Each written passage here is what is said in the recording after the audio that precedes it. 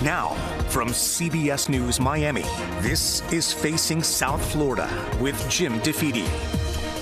Welcome to this special live edition of Facing South Florida. I'm Jim DeFede. We are less than 6 months away from one of the most consequential elections in the state's history, with voters not only deciding the next president, but major constitutional amendments on both abortion and the legalization of marijuana. This morning, we have the newly released results of a major poll from CBS News in Florida, and I am joined here by my colleague and friend, Eliott Rodriguez, so we can go through the results. And in a few minutes, we'll also be joined by CBS News pollster extraordinaire, Anthony Salvanto. But Eliott, let's start with some of the top line numbers on this. First, the presidential matchup. As you can see, Donald Trump is leading Joe Biden among likely voters by 9 points.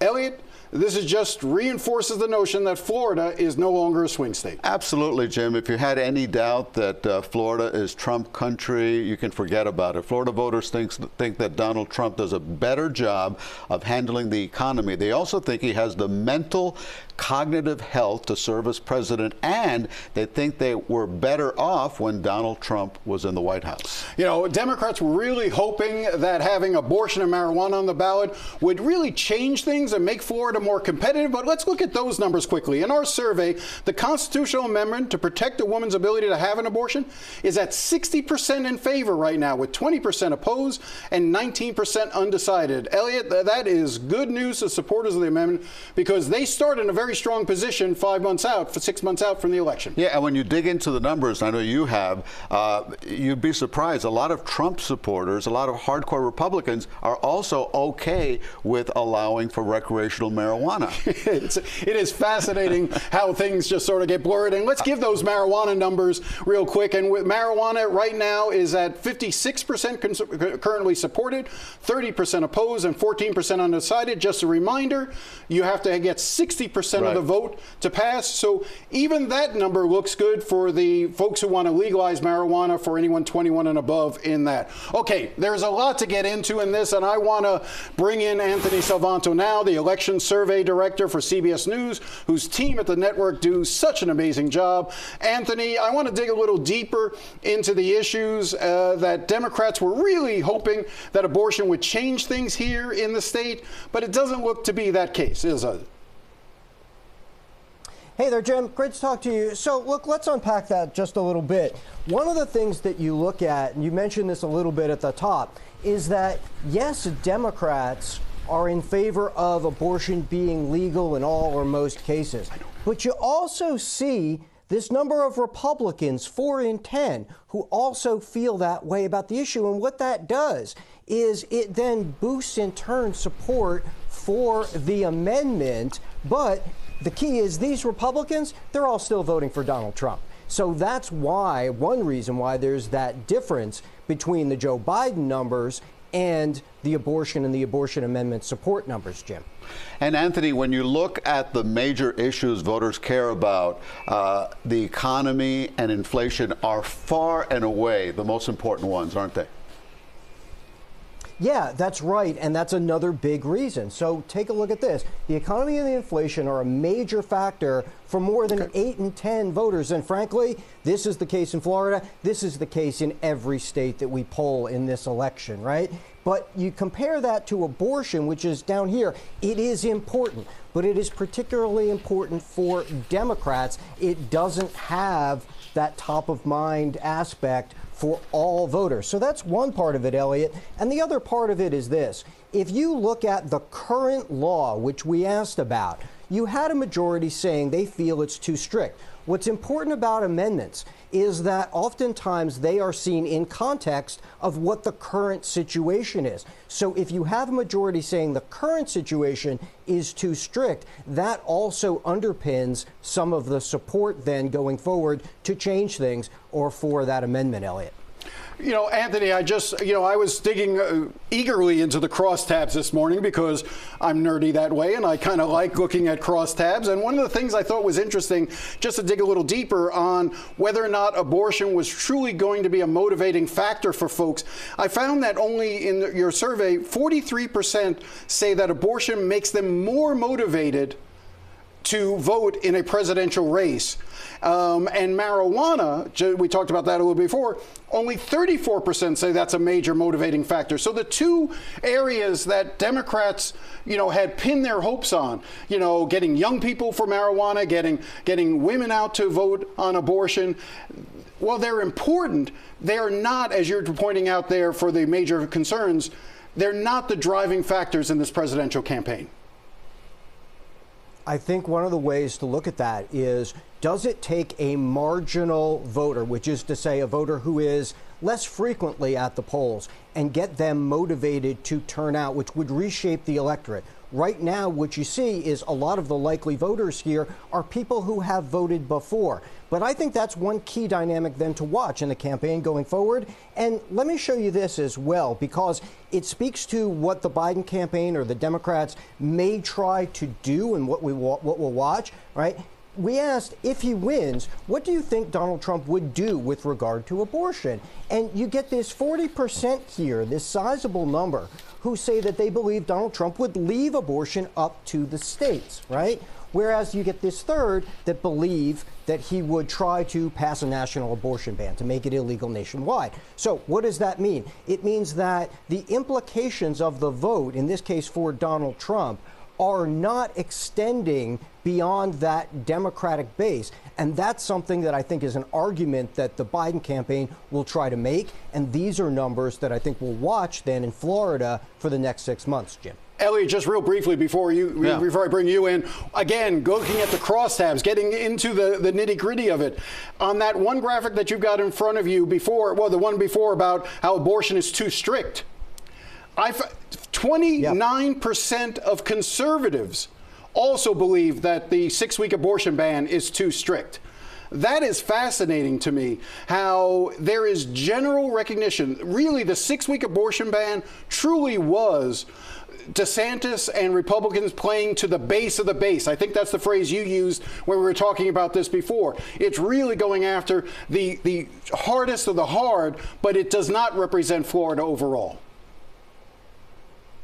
I think that this is, in context, something that we have seen in other states as well. So it is a pattern. In other places, take, for example, Ohio, just a few months ago, where abortion referendums or changing a constitution to allow a right to abortion have passed.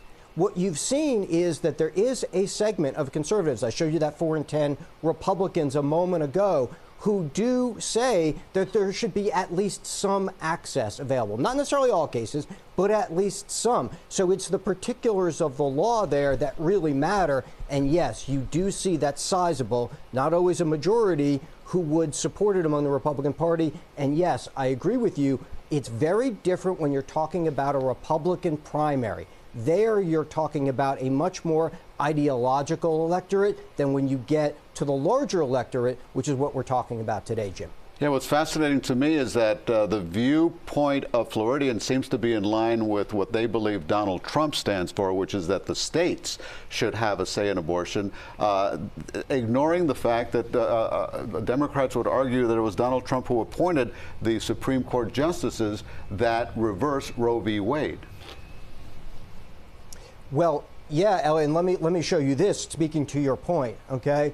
We asked, how do you connect Donald Trump to the overturn of Roe v. Wade? Do you give him credit? A lot of people on the conservative side do. Do you give him blame? But look at this number that's for neither, right? You got half the electorate that says they neither credit him nor blame, which means he's not connected to it in their minds. This is another number I think you watch if the Biden campaign is going to try to move the needle here. That's one, because if he's not connected to it and he's not necessarily blamed for it for people who would have abortion be illegal, then that's a gap that they would need to fill, Eliott. It certainly is. Anthony, there's so many things that just seem incongruous, though.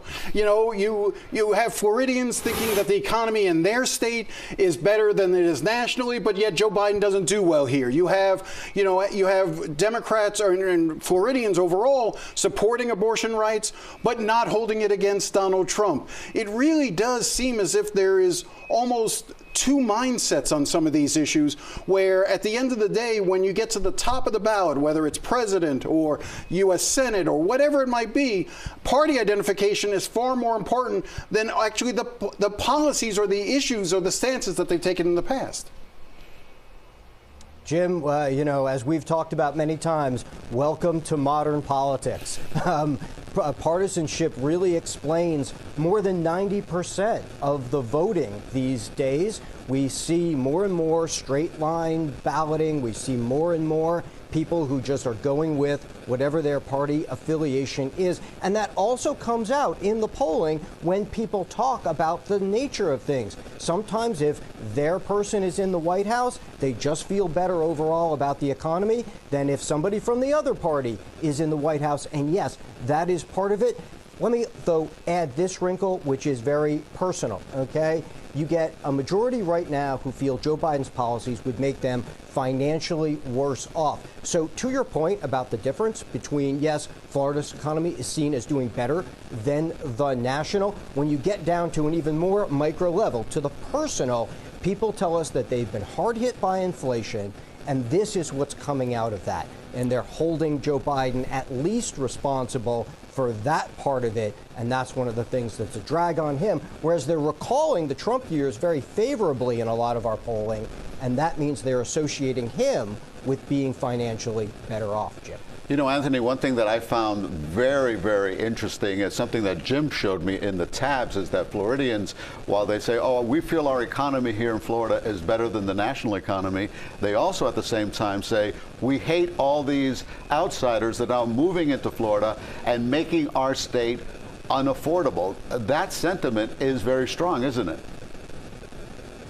It is indeed, and it's something that affects, in their minds, it affects things like the price of housing, right? And it affects things like with their resources, and in their minds, what they're paying for goods. Obviously, Florida has been one of the fastest growing states in the country. So it's really interesting to see this, because one of the dynamics that made Florida so attractive for so many people, forgive me, moving in, is now they're looking at that and saying, hold on a second, it's becoming harder and harder to afford. It's a dynamic we see, frankly, not just in Florida, but in a lot of the Sun Belt, in Arizona, in other fast-growing states as well. So that is certainly something that puts the local vote into perspective here. Having said that, the presidency is often a national vote, and so the dynamic there in their minds will be a little different, Eliott.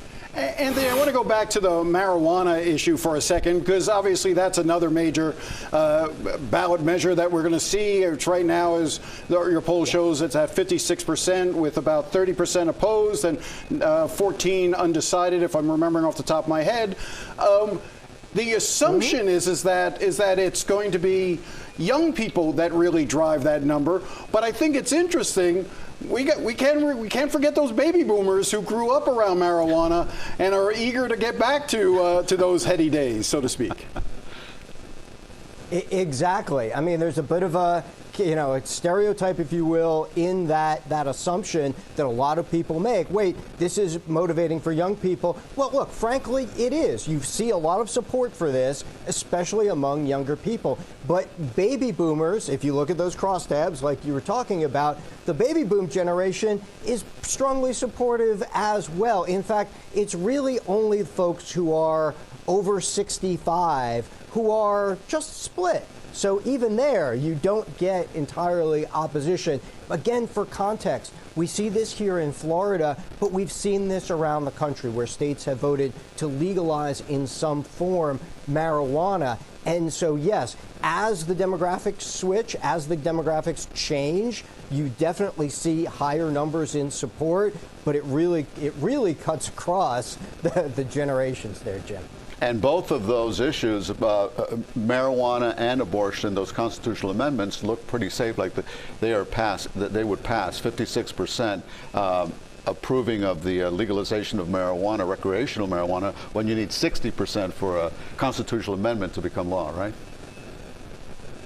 Right. Well, one of the things that is important whenever you're looking at these ballot measures is that there's a long way to go. And I know we always just sort of say that 6 months out, but you also see a lot of people, even in our polling, when we ask them, have you heard a lot about it? The answer for many is that they have not. And what happens is, as these campaigns gear up, people will start paying more attention, people will get more information, and I would not be surprised at all if a lot of these numbers move around for the next 6 months, because, look, unlike partisanship, which we talked about as being so firm and holding fast, these kinds of things can have much more variance as the campaign goes along, Eliott. Anthony, as always, I'm so appreciative of everything you and your team there at the network does when it comes to this polling. It's very, very valuable information. And thank you for getting up with us this morning. We'll be picking through all of this for coming days, and we'll talk to you more about it as it goes. But I, again, want to just thank you for coming on. All right. When we come back, we will hear from both the chair of the Florida Republican Party and the chair of the Florida Democratic Party about our poll results. Stay with us.